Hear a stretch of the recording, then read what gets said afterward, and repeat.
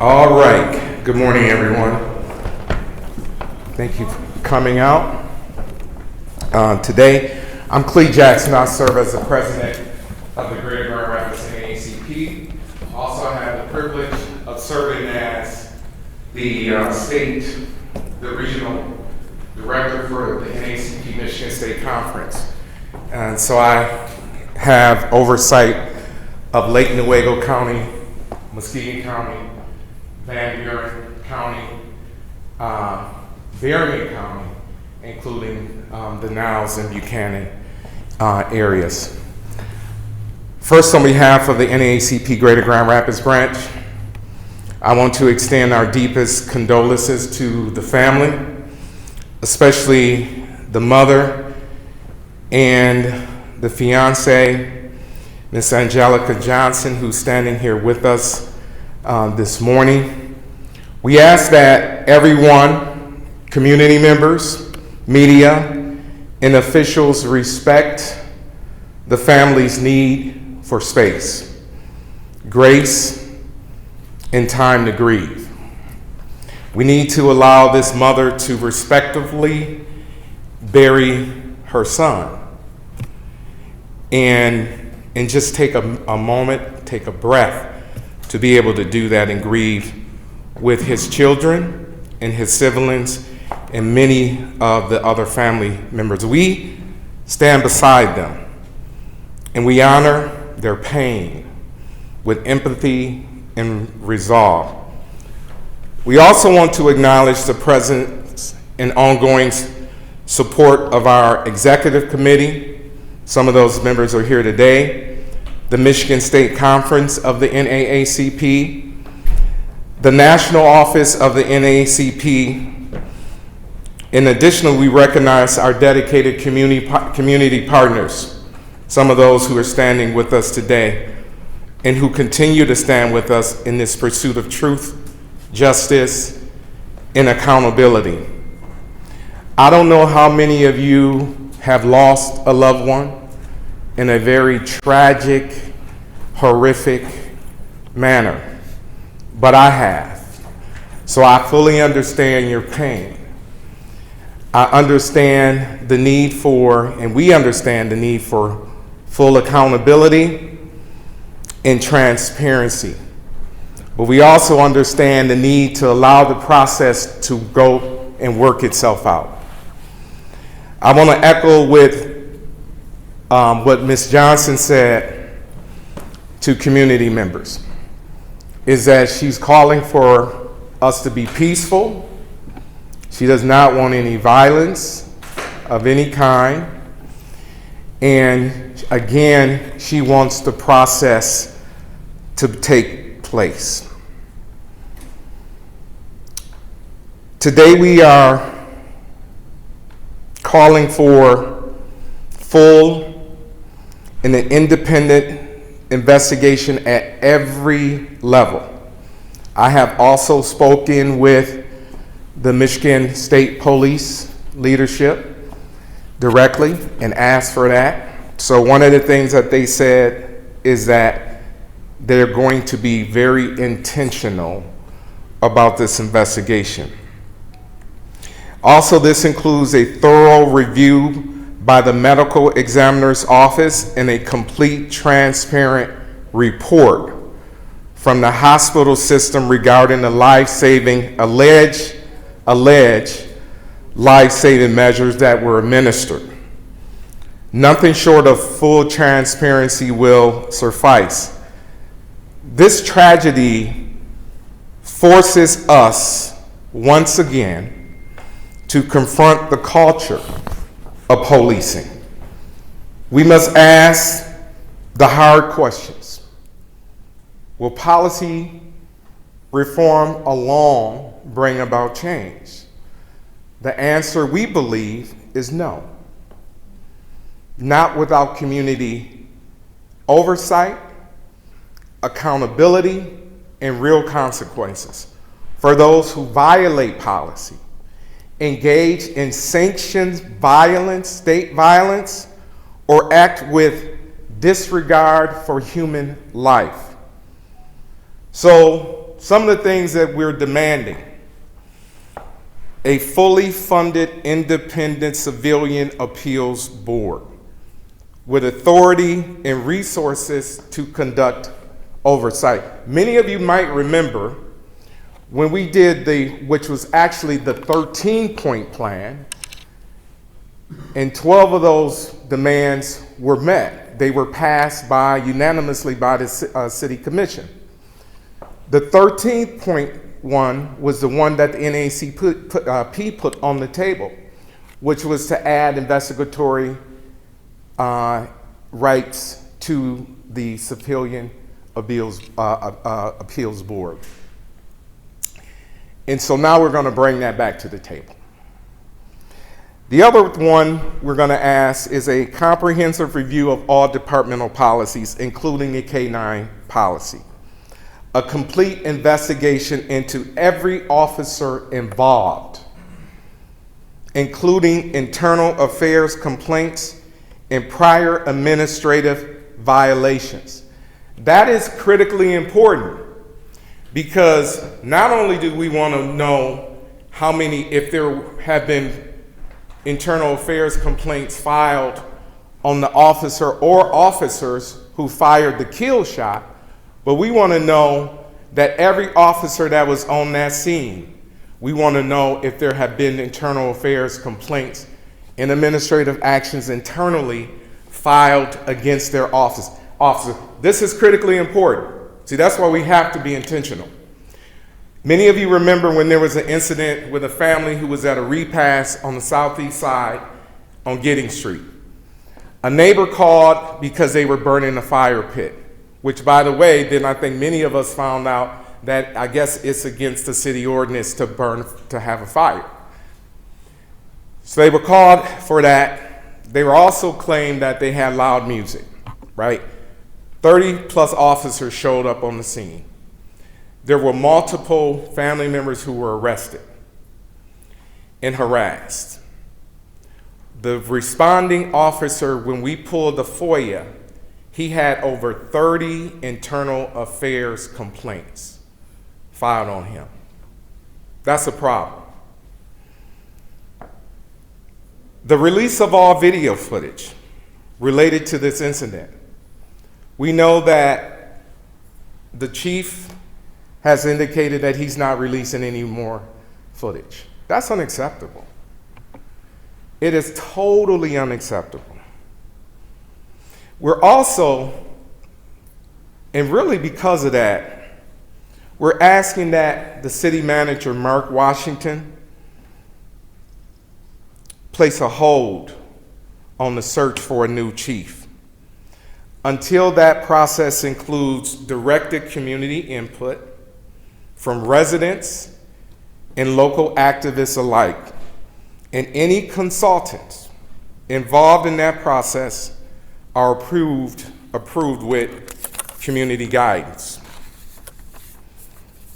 Over the next coming weeks, the NAACP branch will conduct again a deep policy review at the local and state levels. We're considering hosting some private meetings so people can give their input and kind of decompress. But I think we're going to have a lot of thought and conversation around that, because quite honestly, I think people are tired of talking, tired of conversation, right?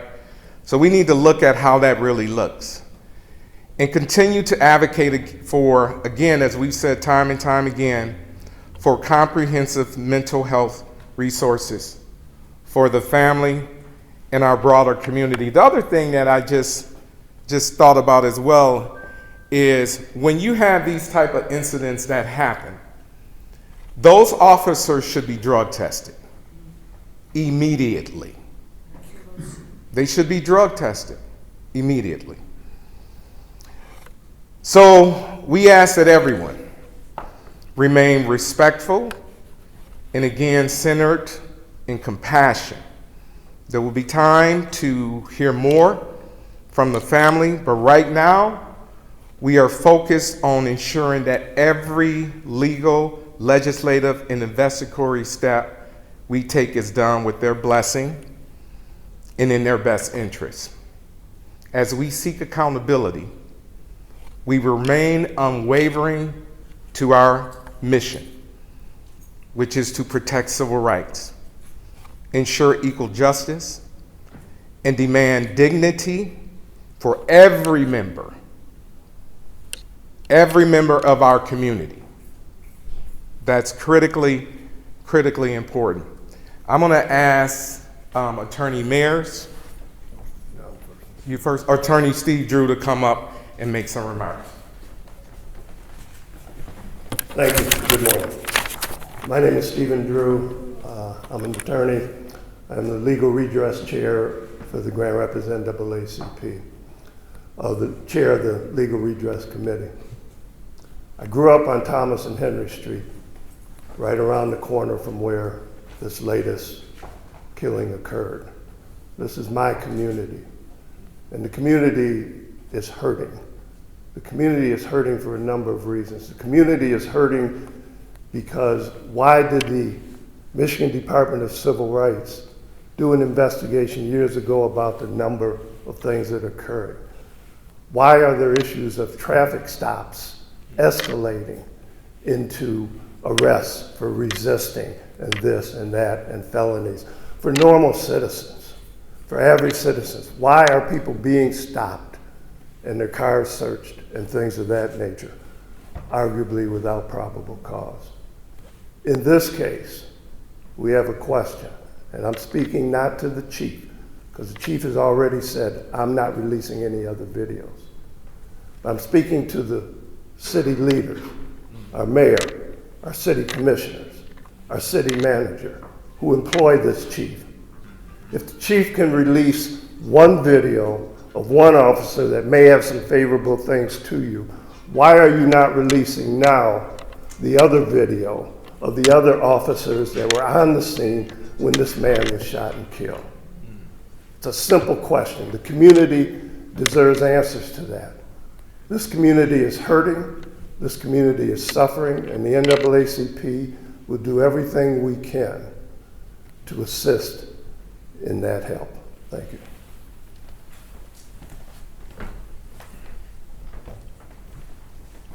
Good morning, everyone. My name is Carlton T. Mayers II, Esquire. I'm a national community development and safety expert. I'm also the special advisor for public safety for the NAACP Greater Grand Rapids branch. Now, I do want to mention, some of you here might know me, you might know my career path, background and stuff. So I used to be an attorney, policy counsel for the Policing Reform Campaign at NAACP Legal Defense and Educational Fund Incorporated, Thurgood Marshall's law firm. When I was in that role, I worked on both the Ferguson, Missouri and Baltimore, Maryland consent decrees from negotiation through implementation. We also did our own pattern of practice investigation of the North Charleston, South Carolina Police Department after Walter Scott's death. Now, the reason why I'm bringing that up is because back in 2023, NAACP Greater Grand Rapids branch, after the Patrick Lyoya shooting, tragic and unnecessary death of Patrick Lyoya at the hands of Grand Rapids police officer, former police officer, sure, we had drafted and submitted a letter to the U.S. Department of Justice. At that time, the head of the Civil Rights Division was Kristen Clark, calling for a pattern of practice investigation of the Grand Rapids Police Department for violation of constitutional rights, specifically of African Americans and Hispanics in Grand Rapids when it came to wrongful arrests, when it came to disproportionate contacts, when it came to, like we're seeing now, excessive use of force. Okay? Now, this was in 2023. Fast forward, where are we today, 3 years later? There was no pattern of practice investigation. What did we get instead? Instead, we got a bunch of training reforms, policy reforms, initiatives through Network 180, et cetera, OPA, et cetera. That's great, but in my opinion, those are a bunch of whats. In other words, that's like checking a box on a list. We did this, we did that, we did that. What we need to look at is meaningful change, meaning we're not just focused on the what, we're also focused on the how. In other words, how are you developing your policy? How are you engaging in trainings with your law enforcement? And most importantly, and this is what the DOJ always looks at, It doesn't matter if it's Ferguson, Missouri, Baltimore, Maryland, Minneapolis, Minnesota, Louisville, Kentucky. They're going to look at first your policy. They're going to look at then your training. Then they're going to look at your supervision, because you need to make sure that their supervisors making sure that the rank and file are doing what they're supposed to do. And then they're going to look at your staffing, okay? Because there's certain people that, if we're going to make real systemic change, we can't just focus on individual officers. We got to look at the whole system. And for cultural change, a lot of times you might need new people in new positions, like training, head of training, etc., to make sure that you get those kinds of new kinds of trainings and policy implementation that focus more on the how rather than the what. That's something that never happened in Grand Rapids, right? We got a lot of policy change. We got a lot of trainings that were changed, but we didn't get the how. We didn't get the supervision changed. We didn't get the staffing changed. So I just want to put out that 3 years ago, we called for it. 3 years later, nothing happened, and now we're back to where we were with Patrick Leoya. Now it's somebody different. And you have to understand, there is a pattern of practice when in the past 4 years, you have 2 black men that have been gunned down with their bellies facing the ground, being shot in the head execution style by your police, okay? That is not normal, even for a big city like Chicago or New York City. So the fact that's happening here, that's a problem. There's no DOJ that's going to come and save the day at this point, but what you do have is you have a chief selection process coming up. Once again, NAACP and President Jackson had said during that last selection process, it was not a good process, and that Winstrom should not have been selected. And instead, Mark Washington should have redone the whole process again, allowing the community to be involved in it so that now there's criteria for what the community wants, not what just the city government wants. Look what happened. You now have a chief. In 4 years that he's been here, 3 to 4 years, the news media is saying what? There's been at least 10 incidents of officers' excessive use of force, a lot of which have resulted in fatal results, like we're talking about today. What does that mean? That means that what NAACP had said years ago, once again, was on point. So all I'm saying is this. The resources are here in your city. The DOJ is not going to come and save the day. You don't need them. You have everything you need right here. You have a chief selection process that's going to be underway. That is now the time to start focusing not just on the policies, not just on the training, but most importantly on the supervision and on the staffing. You need a chief who's going to come in with that mentality and coming in to literally reassess who's where. Do we need to bring in new people? Do we need to change how, not the what, the how we are doing this? Do we need to incorporate community more meaningfully? And how do we do that? Maybe listening more to what community leaders like NAACP are calling for. So this is an opportunity, and I want to raise it as that because it is a tragedy, but it's also an opportunity to do it different and do it your way. You don't need the DOJ. You have a chief selection process. Let's get involved and do it the right way this time. Thank you. Thank you. Attorney Mears. Ms. Johnson, you want to? I just want to say thank you to everyone showing up today, but I would like to give a special thank you to the NAACP and all the community leaders and activists who are out here helping me seek justice for Daquan Trey Johnson. Thank you. Thank you. And I believe there's a protest tomorrow. Is that happening? Yes. A march? Okay. You guys can find out where that's happening at. I want to acknowledge Commissioner Womack. Thank you for standing here with us, especially the work on the county side. Jamar Sterling, as well, Rich Griffin, others, Denavier Moget, and a number of other folks. Is there some information that I am not saying? By your face. Clearly not in my face. Okay. And one of the things I want to say, and we'll close this up, is that, and I've said this to the mom and to the family that, and others, that from an NAACP perspective, we are willing to work with anyone. We're willing to come to the table and work with any activists, any community leaders. But I think that we have to be very intentional and purposeful. So our doors are always open, and we're here to work with anyone. We'll open it up for questions this gentleman has.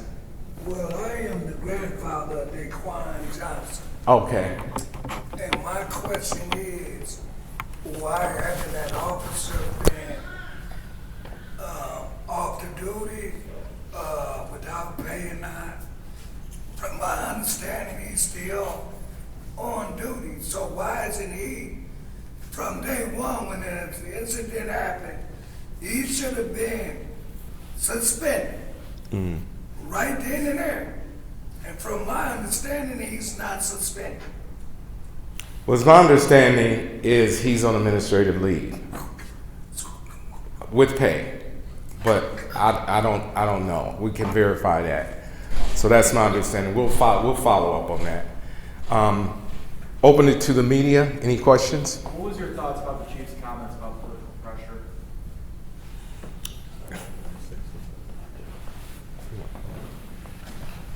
The chief, when he said this shouldn't be political, he has to understand anytime policy is involved, then it's political. Anytime taxpayers' money is involved and they have question about the policing in their community, it's political. This thing has been going on before many of us were even born, and now they're threatened by the fact they have political leaders who were elected to be the voice of the people, bringing to the table, in front of the scenes and behind the scenes, the true voices of the people.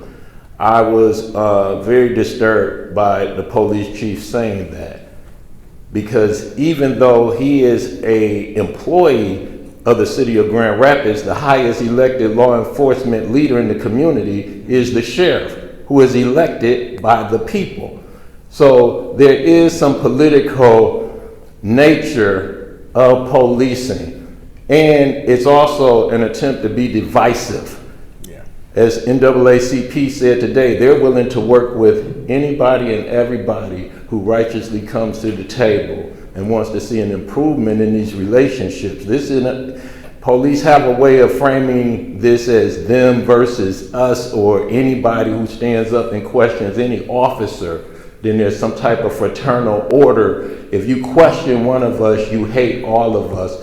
And I'm tired of that being put upon the black community.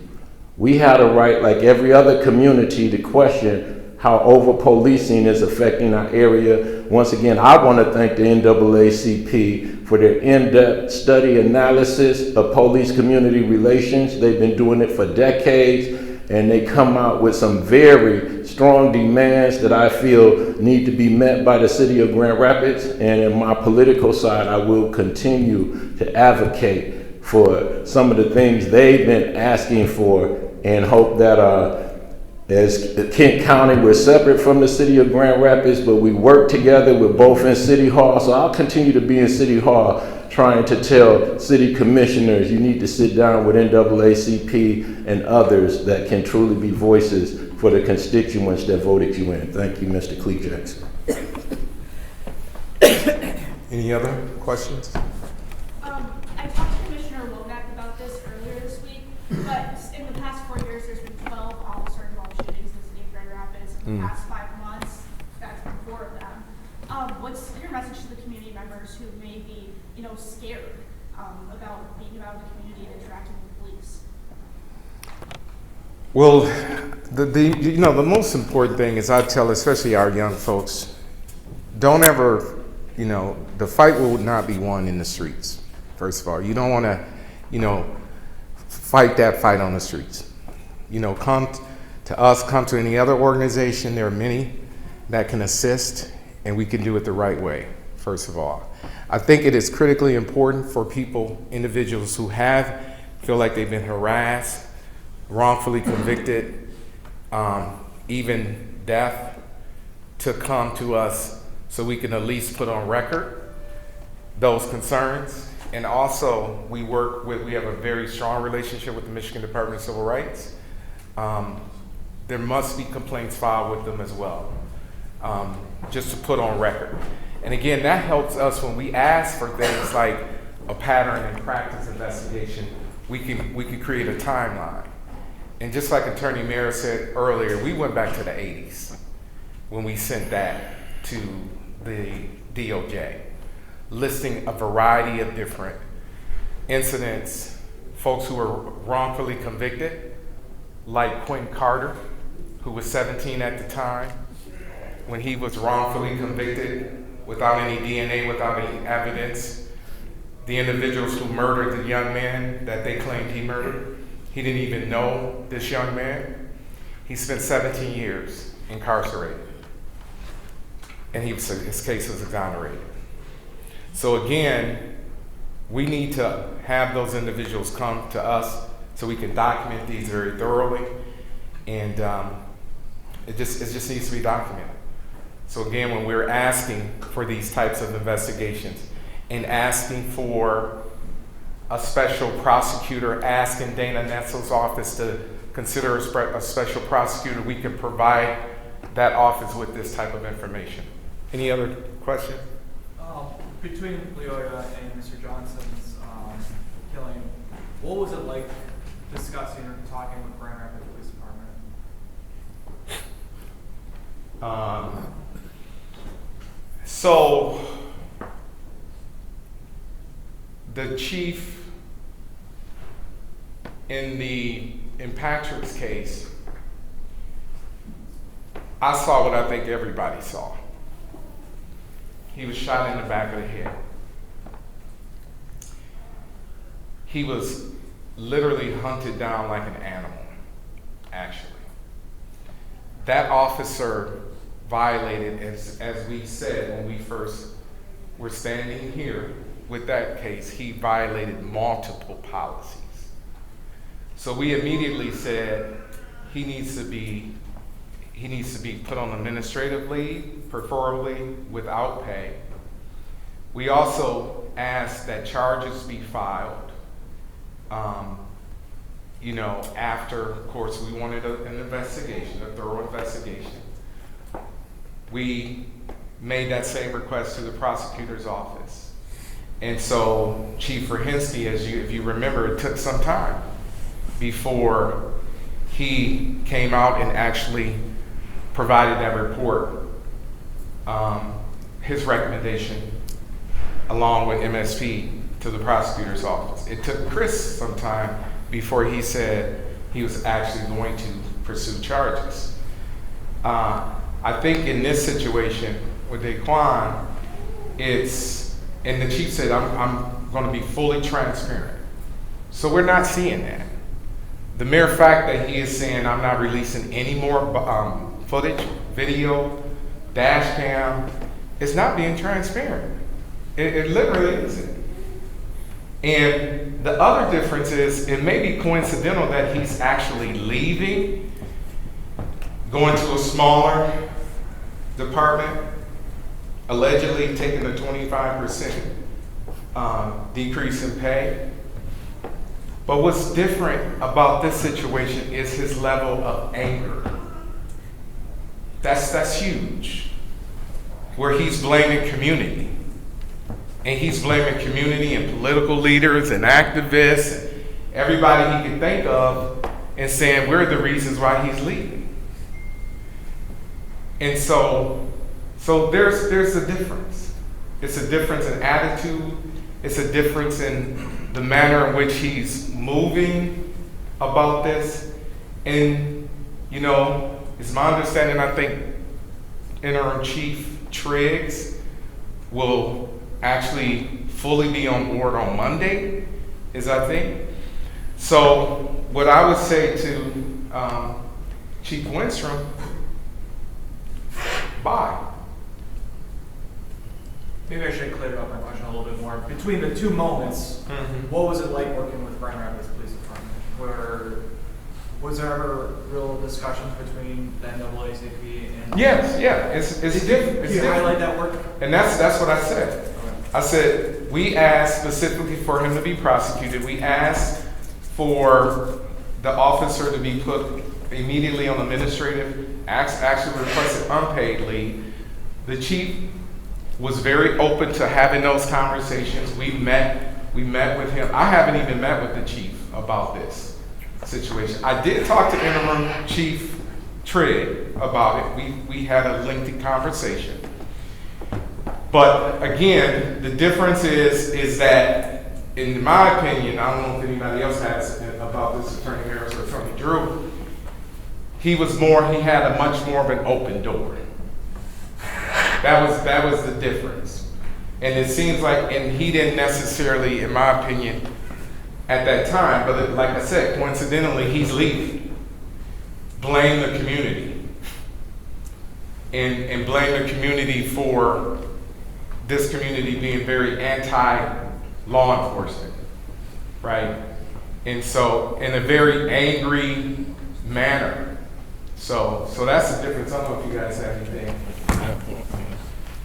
So the only difference, because myself and actually another individual up here, Kareem Scales, the two of, and actually Gail, the three of us had met with the chief, Mark Washington, Brandon Davis, and others. That was when Patrick Leoya, that was before the big press conference to all of you. They had a meeting with us and other leaders and advocates from around the community, including faith-based leaders, to have us view the video footage. I think it was about 4 different pieces of video footage they had us view.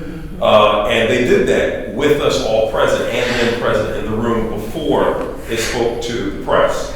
And they wanted to hear, our response, our feedback, what we wanted going forward, right? So, in my opinion, based on what Clee's saying, that didn't happen this time. And that's a drastic difference when you're talking about, hey, something big happened involving like an execution style killing of a black man with his belly facing the ground, and a canine involved as well. Let's bring the community in before we do an out-facing thing. That did not happen this time.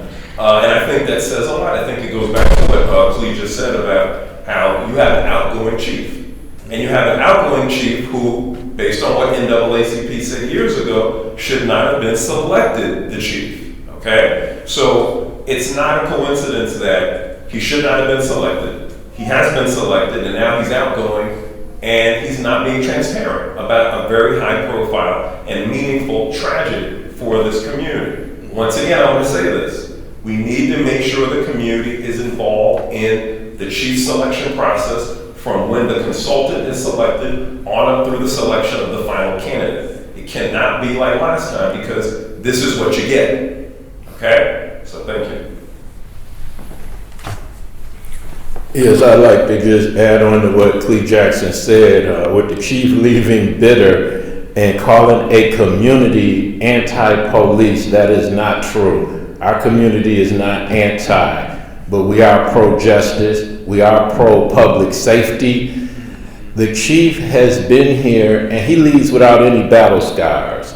You work for the community. We live in the community. We love the community. My battle scars are a bullet wound with sharp metal still in the arm, a knife cut above here, police scars on my back from kicking me in my back when I was younger coming up in Grand Rapids. I didn't leave, I stayed because I love my community. It's just disheartening for him to try to separate our organizations like NAACP, our activists, our political leaders from coming together around such a serious moment, a serious continuous journey that happened way before Chief Winstrom was born or before he came to Grand Rapids. And as Clee said, there were times that the chief had an open door. I thought he was doing well in certain regards, and there were other regards I thought he needed to step up his game, but nobody attacked him. Nobody attacks our police as they drive through our community daily. So I don't know how you call the black community anti-police. And I'm just glad NAACP is standing up, being a voice for the community and calling this press conference, because it's very timely. None of us knew that the chief was going to make those statements yesterday. So just want to thank you again, President Clee Jackson, for being proactive and knowing that we would need a voice at this time and calling this press conference.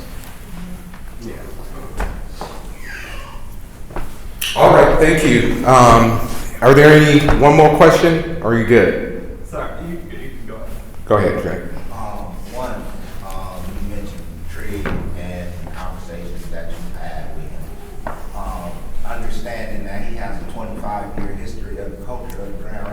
You stand on that statement, and then secondly, at the end of the day, Mark Washington, the chief of the police department, why ain't no pressure being put on him? So I've had a conversation with Mark. I would suggest that absolutely, that community put pressure on him. Absolutely. I think we definitely stand on everything that we said, especially the culture, the DNA. One of the things that we're not going to get into today are all of our next steps. We're being very intentional about that.